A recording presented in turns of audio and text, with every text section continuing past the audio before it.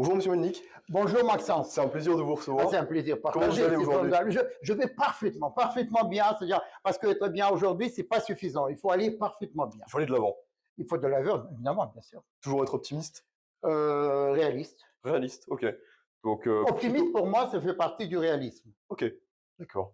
Donc, durant cette interview, on va un peu évoquer vos travaux, votre Comme vous voulez. parcours, ce que vous avez fait dans votre vie. Déjà, vous votre voulez. parcours, quel est-il? Nous, on vous connaît en tant que professeur à ICN, Oui. mais sûrement certains de nos auditeurs ne vous connaîtront pas, pardon. Mhm. Qui êtes-vous? Je suis Alexandre Melnik. J'aime pas trop le mot parcours parce D'accord. que c'est trop administratif pour moi. Je préfère la trajectoire de vie. Ok. La vie, c'est une petite parenthèse entre la naissance et la mort. Ok. Voilà. Donc, je suis né là où je suis né. Je suis né à Moscou. Ok. Je suis né à Moscou dans un pays qui a disparu par la suite, qui s'appelait l'Union soviétique. Donc, j'ai étudié à l'école qui s'appelle le MGIMO, c'est un peu D'accord. l'ENA soviétique à l'époque. C'était la seule école qui ouvrait la perspective, la voie vers le monde. D'accord. J'avais travaillé en diplomatie pendant à peu près une quinzaine d'années. J'ai travaillé à Paris, j'ai travaillé à Genève, j'ai travaillé à New York, D'accord. sous l'égide de l'ONU. Donc, j'ai démissionné de la diplomatie en 95, quand j'étais en mission à Paris, tout simplement parce que j'étouffais dans la diplomatie. Pour moi, c'est un métier qui est devenu malheureusement trop bureaucratique, D'accord. trop hiérarchisé. Et donc, j'ai besoin d'être totalement libre, comme vous l'avez peut-être remarqué Effectivement. pendant mes classes. Donc, j'ai tout abandonné et j'ai commencé une nouvelle vie, tout en gardant de ma vie précédente deux choses essentielles à mon avis. La première, la confiance en soi. Il faut toujours garder la confiance en soi, quelles que soient les circonstances. D'accord. Et la deuxième chose, à mon avis, il faut que chacun de nous sache à peu près ce que vous, moi, nous voulons faire de notre vie. D'accord. C'est-à-dire quelle est notre vocation. Et moi, je voulais toujours faire ce que je fais aujourd'hui. C'est-à-dire, je donne des cours, je suis professeur, j'enseigne le monde, c'est-à-dire la globalité du monde. J'enseigne aussi la place de chaque individu dans le monde. C'est-à-dire, à la fin de mes classes, j'inverse un tout petit peu les priorités et c'est pas le monde qui compte pour moi, mais c'est la place de chaque individu, de chaque être humain, quelle que soit sa géolocalisation, quelle que soit sa position sociale, quel que soit son tout finalement, sa D'accord. religion, ses convictions, etc. Comment accompagner ces personnes vers leur chemin, je dirais vers le bonheur, enfin vers l'épanouissement dans le monde global du XXIe siècle. Donc alors j'enseigne, je me considère aussi comme un journaliste, Ok. un peu perdu dans l'enseignement. Donc parce que d'ailleurs j'ai fait mes études à Moscou en tant que journaliste et après j'ai été bifurqué vers la diplomatie parce que j'avais l'imprudence d'être plutôt bon élève et les meilleurs élèves étaient bifurqués vers la diplomatie. Voilà, donc j'écris des livres. Le principal livre qui m'a le plus marqué, et non seulement peut-être moi, mais aussi un certain nombre de mes lecteurs, c'est un livre consacré à mon petit chat, Oui, qui ça? qui s'appelait Kissa. Voilà, donc alors j'ai publié directement sur Amazon. D'ailleurs, ma mère est fan de chat, elle a acheté votre Ah livre. bon, bah, très Elle bien, a c'est trouvé très super. gentil. Dites-lui bonjour Je de lui ma part, dirai, je parce lui dirai. que Kissa, c'est très humain. Oui, c'est Parce que vrai. c'est ça, aujourd'hui, notre humanité dépend de notre attitude par rapport aux animaux. Voilà, c'est un test de l'humanité. Et Kissa était mon life coach, était mon professeur. C'était quelque chose qu'il a transformé ma vie. Mais c'était un chat exceptionnel. Alors, donc, c'est un D'accord. petit livre. Mais il y a d'autres livres qui sont moins lus. Parce qu'évidemment, la géopolitique, ça intéresse moins que la vie d'un chat. Eh bien, j'ai écrit C'est le vraiment dernier neuf. livre, c'est Le monde nous appartient, la géopolitique, c'est la vie, etc., etc.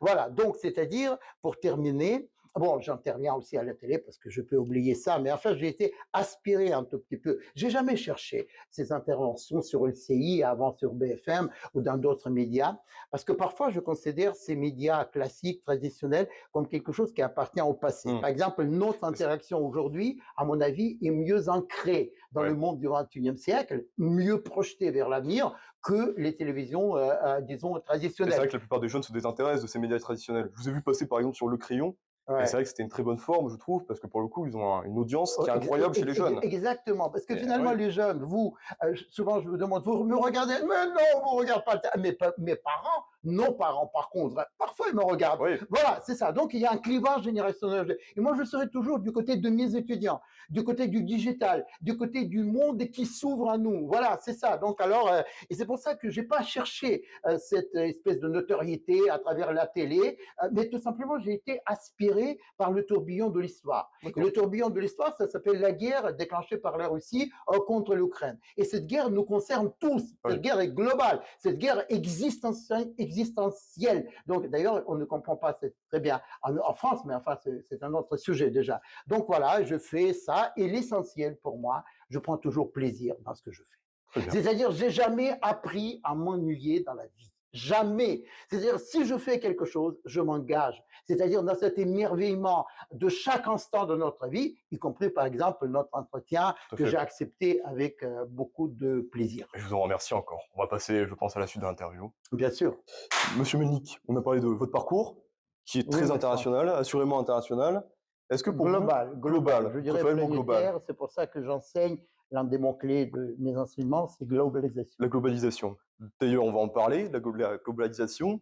Pour vous, est-ce que c'est une des qualités intrinsèques? Alors, on est une association d'entrepreneurs qui vise à promouvoir l'entrepreneuriat. Est-ce que l'aspect international, c'est un des caractères qui est essentiel, selon vous, dans la vie d'un entrepreneur? Je suis un peu étonné d'ailleurs par votre question. Mais Évidemment, c'est dans la non vie tout seulement court, essentiel, simplement. c'est l'air que tout le monde respire. Oui, Donc, l'air que tout le monde respire aujourd'hui au XXIe siècle. Vous pouvez même pas vous cloisonner. Je ne hmm, comprends pas comment on peut essayer de se cloisonner. De toute façon, c'est une démarche vouée à l'échec. Donc aujourd'hui, chaque citoyen, chaque être humain de notre planète, quelle que soit sa géolocalisation, il est branché, il est connecté avec le monde du XXIe siècle. Et même peut-être il ne le sait pas, peut-être il l'ignore. Vous savez, je cite souvent cet exemple de la pièce de Molière. Il y avait un personnage qui ne savait pas que quand il parlait, il faisait de la prose. Voilà, donc exactement aujourd'hui, on fait de la globalisation sans le savoir parfois. Mais hmm, tout le monde fait parce qu'on ne peut pas y échapper. Voilà. Et donc, on vit aujourd'hui dans un monde où tout est connecté à tout. Tout est lié à tout. Tout le monde est lié à tout le monde. d'accord, ok. Vous avez observé des nuances, forcément, c'est une question un peu rhétorique, mais à travers les pays que vous avez visités au niveau de l'entrepreneuriat, qu'est-ce que vous avez pu, je veux dire, dégager de ces pays? Est-ce qu'il y a des caractéristiques Oui, bien spécifiques, sûr. par exemple? Mais je commencerai malheureusement par notre pays qui s'appelle la France, Voilà, qui ouais. malheureusement a beaucoup de retard. Oui, effectivement, il y a un gros manque en France, hein. Et C'est ça. énormément de retard par rapport à cette quintessence du XXIe siècle, c'est-à-dire ce que j'appelle nexus, interconnexion, interaction, interdépendance entre place, entre les idées, entre les gens. Donc en France, il y a un vrai problème avec, je dirais, mental, je dirais psychologique, quel que soit d'ailleurs le clivage politique, Hmm, etc.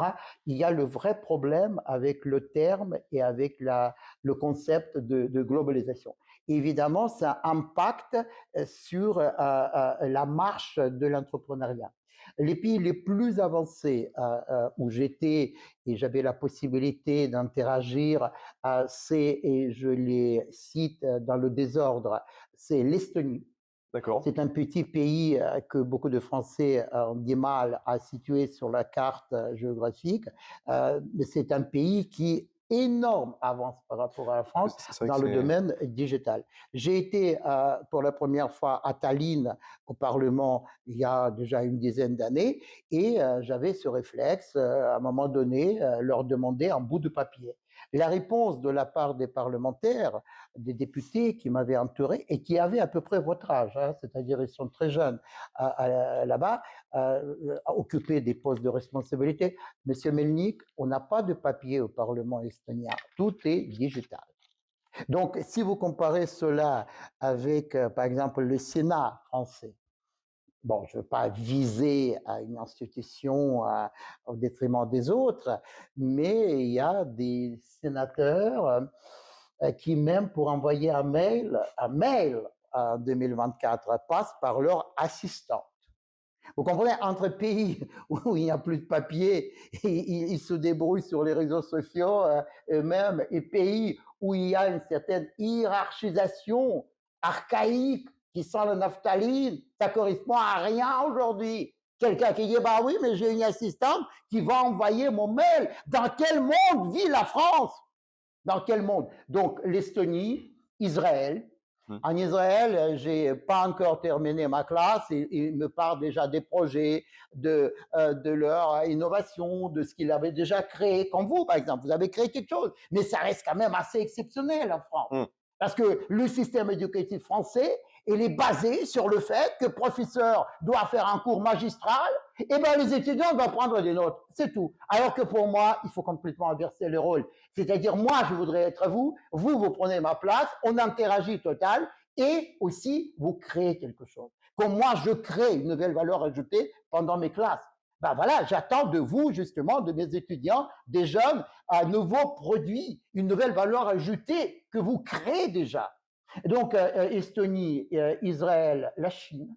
La Chine, c'est un pays qui est extrêmement avancé aujourd'hui dans tous les domaines de pointe, notamment l'intelligence artificielle. Ouais. Et les Américains reconnaissent aujourd'hui l'avantage comparatif de la Chine, qui est plus réactif, plus rapide, plus instantané dans le développement de ces concepts que les États-Unis. Évidemment, je n'oublie pas les États-Unis. Et parmi d'autres pays, les pays africains que je connais, à Dakar, au Sénégal, extrêmement développés ici, sauf que là-bas, ils sont coincés par beaucoup de pesanteurs, par beaucoup de lenteur, par l'administration, par leurs politiques, les politiques corrompues. Il y a énormément de freins qui empêchent le développement de ce continent africain qui est formidablement projeté à travers les jeunes, à travers mes étudiants, vers le monde du 21e siècle. Il y a d'autres pays, évidemment, que j'oublie. Je ne peux pas ne pas citer mes enseignements en Afghanistan, à Kaboul. J'étais 2 fois à Kaboul. Notre campus était pris d'assaut. On a entendu des tirs autour de nous. C'était avant que les talibans reviennent au pouvoir en 2015-2016. Eh bien, je pensais arrêter les cours en disant, mais peut-être c'est quand même un peu dangereux, hein, on entend des tirs et ça. Non, on continue parce que pour nous, l'éducation, c'est d'abord la solution de survie. C'est-à-dire qu'on D'accord. n'a pas du tout la même vision, la même perception, le même paradigme. C'est-à-dire pour certains, l'éducation, c'est la solution de survie, et pour d'autres, c'est une sorte de caprice, voilà, obtenir un diplôme qui ne sert pas à grand-chose, etc., dans le monde d'aujourd'hui.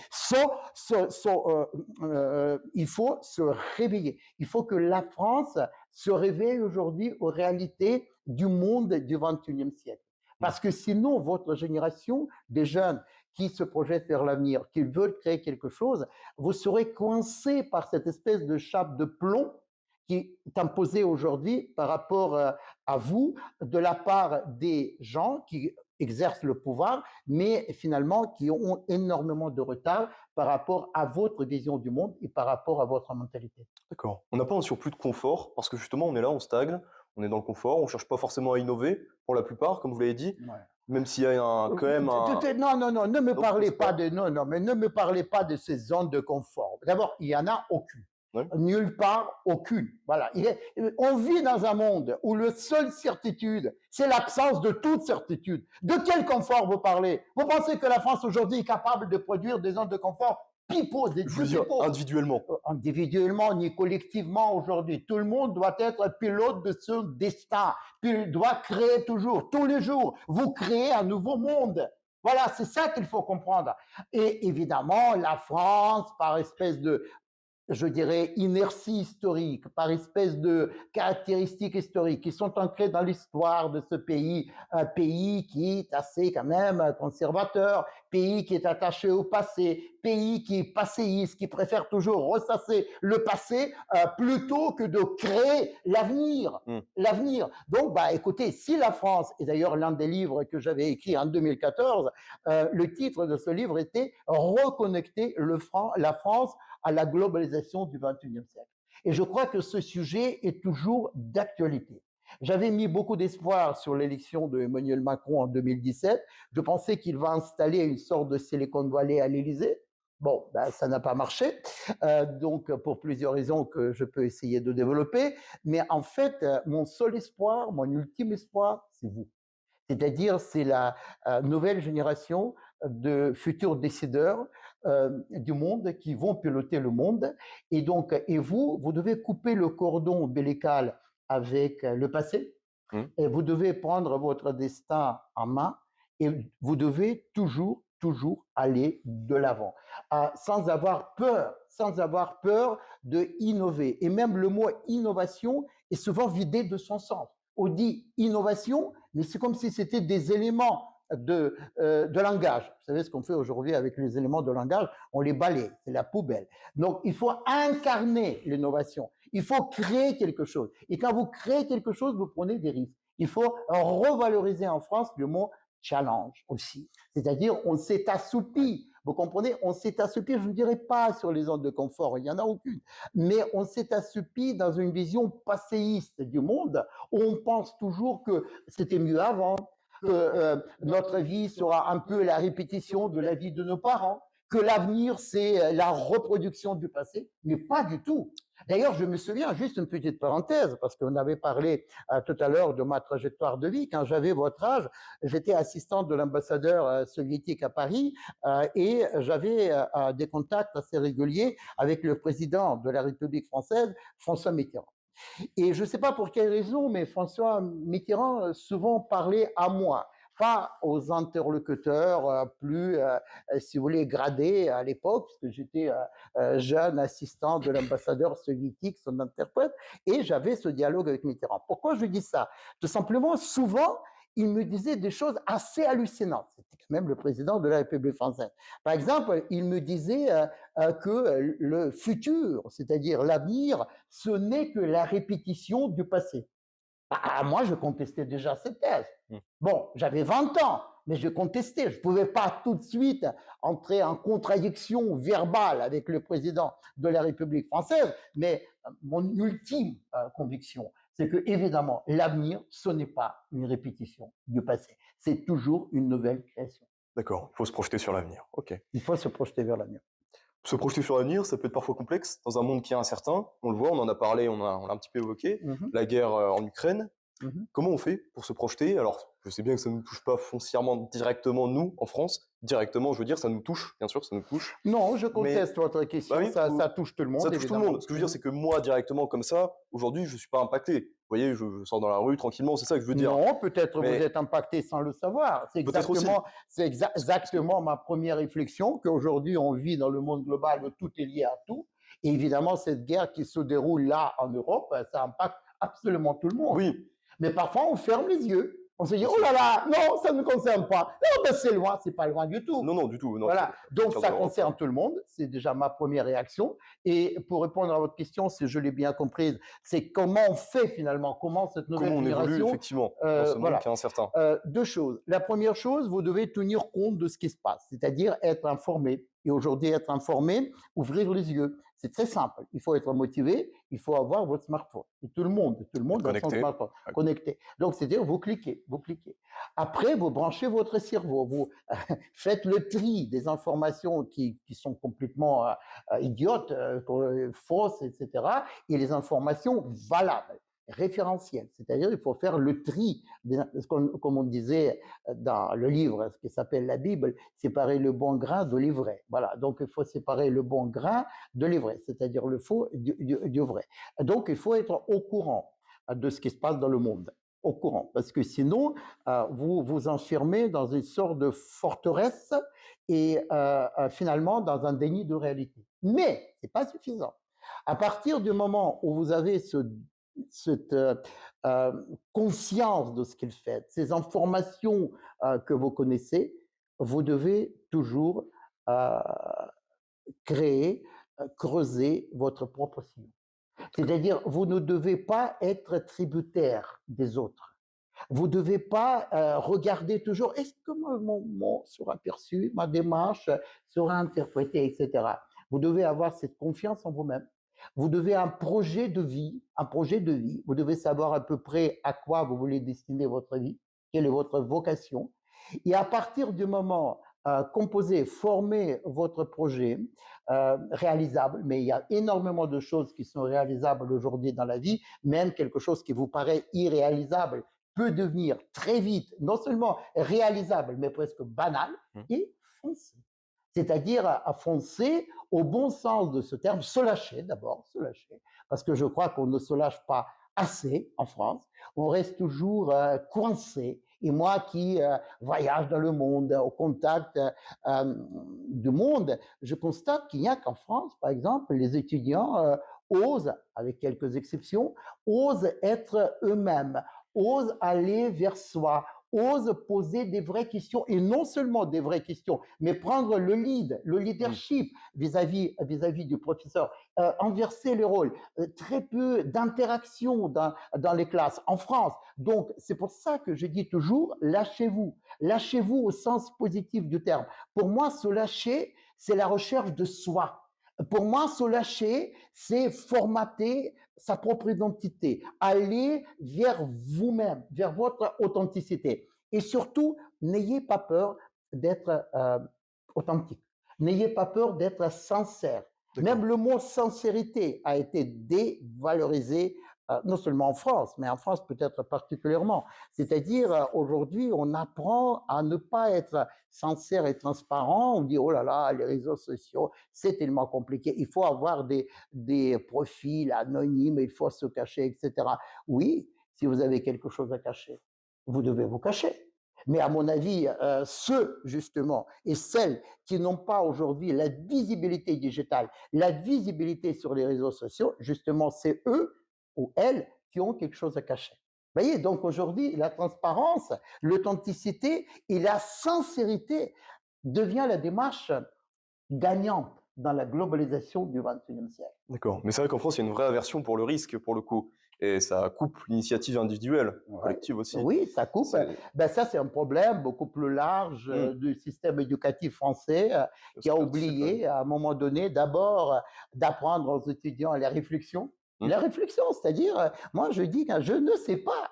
Ah ben comment un prof peut dire je ne sais pas?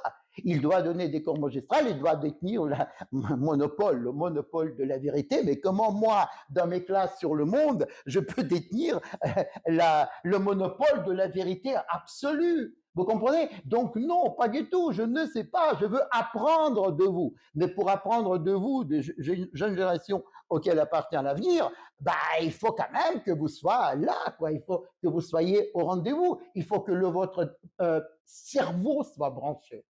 Et couplé avec le clic, ça donne une nouvelle donne dans le monde. Donc, vous pouvez aller très loin. Donc voilà, on n'apprend pas assez la capacité nécessaire, indispensable aujourd'hui, la condition sine qua non, c'est-à-dire la capacité de réflexion par soi-même. On n'apprend pas suffisamment vraiment la conviction, l'innovation, mais je disais tout à l'heure que l'innovation, même l'innovation est devenue une sorte d'élément de langage. Il faut Hmm. être innové, mais c'est pas comme ça qu'il faut être innové. Parce que les vraies innovations, regardez la Silicon Valley, regardez Bangalore en Inde, c'est-à-dire les foyers d'innovation, c'est pas quelqu'un, un apparatchik, comme disait au XXe siècle, costume, cravate, hiérarchiquement plus élevé, qui vient aux jeunes dans ces foyers d'innovation et qui leur dit il faut que vous soyez innovants. Mais c'est pas comme ça que ça se passe. Vous me rappelez l'Union soviétique, la France, qui était comme ça. Il y avait des gens qui disaient vous devez être innovants. D'ailleurs, la Russie, à l'époque où un certain Medvedev, qui aujourd'hui est devenu le caniche de Poutine, donc qui aboie, mais on l'entend pas, eh bien, il était président quand même, enfin une espèce de président parce que Poutine gardait toujours le contrôle de la présidence. Eh bien, à cette époque-là, Medvedev flirtait avec l'innovation. Et vous savez, étant président formellement de la Russie à l'époque, quand il était aux États-Unis, il n'est pas allé tout de suite à Washington DC, à la Maison Blanche, il est allé à la Silicon Valley. Il est allé à Silicon Valley, il était vraiment impressionné par cette énergie débridée des jeunes Hmm. qui créent quelque chose. Une sorte de folie finalement. Là, je vous rappelle la référence d'Erasme, vous savez, le philosophe de la Renaissance du XVe siècle, l'un des plus grands, pour moi, le plus grand philosophe de la Renaissance, qui a fait l'éloge de la folie. Soyez fous! Ben voilà, Silicon Valley, on est fous. Les gens qui créent quelque chose, on est fous. Mais ce Medvedev, Quand il était là-bas, quand il était impressionné par Silicon Valley, l'innovation, il est revenu à Russie. Il a dit, tiens, je vais créer un truc. Je vais créer un truc un peu dans cet esprit. Voilà, ça s'appelle Skolkovo à Russie. Aujourd'hui, tout est balayé, évidemment, mais à l'époque, c'était au moins une tentative de créer quelque chose. Et qu'est-ce qui s'est passé? Il s'est passé qu'il y avait des jeunes, comme vous, qui voulaient créer quelque chose, mais ils n'avaient pas les possibilités. Il y avait des vieux, comme moi, qui venaient là-bas et qui disaient aux jeunes, vous devez créer, vous devez innover, mais comment? C'est pas comme ça qu'on innove. Innovation, c'est l'éloge de la folie de Erasme. Très bien. Je pense que, à moins que vous ayez un dernier mot, ça me paraît Le bien dernier pour mot, conclure. c'est toujours le même. Dans toutes mes conférences, dans tous mes cours, le dernier mot, c'est vous. C'est-à-dire, j'ai terminé ce plaisir des interactions avec vous. Je vous remercie. Je vous ai regardé dans les yeux. J'ai été complètement sincère, authentique.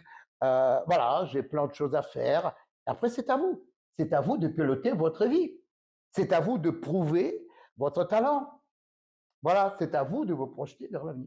Très bien. Eh ben, on va rester sur ces mots. Merci beaucoup, Monsieur Ben, Mednik. merci à vous. C'était un plaisir de vous Merci à tout le recevoir. monde. C'est un plaisir qui était partagé. Voilà, merci beaucoup. C'est tout. Merci.